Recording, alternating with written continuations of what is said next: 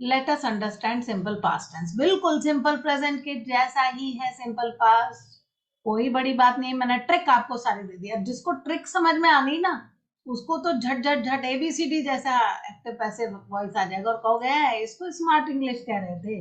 ये तो कितनी आसान बात है। स्मार्ट इंग्लिश इतनी आसान होती है? हाँ जी, आसान से भी आसान होती है। बस जिसने टेंस अच्छे से पढ़ा हो उसके लिए आसान से भी आसान है। देखो, I sang a song yesterday. I sang a song yesterday. तो अब क्या करेंगे? sang आ गया भाई, ये तो सेकेंड फॉर्म आ गई। अब सेकेंड फॉर्म आ गई तो अब क्या करें? वर्ब की सेकेंड फॉर्म लग गई है। अब इसकी तो हमें आंख बंद करके वर्ब की थर्ड फॉर्म तो डालनी ही पड़ती है, नहीं तो पैसे भी नहीं होता। तो हम बी इज एम आर में से प्रेजेंट में तो हमने इज लगा दिया था, लेकिन अब पास्ट में सेकंड फॉर्म चाहिए बी इज एम आर की, तो वॉज और वर होती है। तो आ गया, इसमें सॉन्ग है तो वॉज और सॉन्ग्स होते तो वर हो जाता। यहाँ पर वॉज आ गया। ठीक है। नेगेटिव बनाना है तो I did not sing a song. Positive में हम फिर सोचेंगे आई सैंग अ सॉन्ग, यही सोचेंगे। तो वॉज निकल आएगा, उसी वॉज के साथ नॉट लगा देना। अ सॉन्ग वॉज नॉट संग बाय मी। इंटेरोगेटिव में इसमें वही है, डू छुपा है, वो डिड बन के बाहर आ गया। Did you sing first form आ जाती है ना, did you sing a song, did you sing a song. तो इसमें फिर वही करेंगे, आई सैंग अ सॉन्ग को इमेजिन करेंगे, a song was sung by me आएगा, इसमें वॉज को निकाल लेंगे बाहर और हो जाएगा was a song sung by you. क्योंकि यहाँ पर यू है तो यहाँ पर भी यू हो जाएगा, यहाँ पे आई था तो यहाँ बाय मी हुआ। ठीक है। फिर आया did you sing a song से पहले हमने वेयर वैन वाई कुछ भी लगाया तो वैसा का वैसा हो जाएगा, where did you sing a song, where was a song sung by you.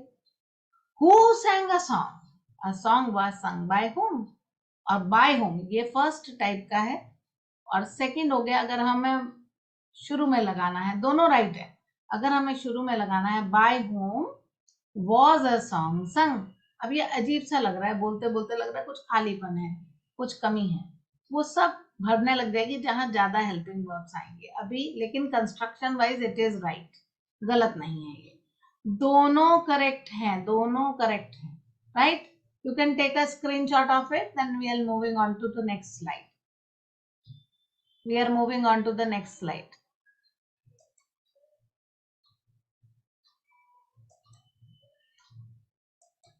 now the next one is, just a minute, yes, anybody who wants to go and come back in a minute, they can come। next is simple future tense। what is simple future tense?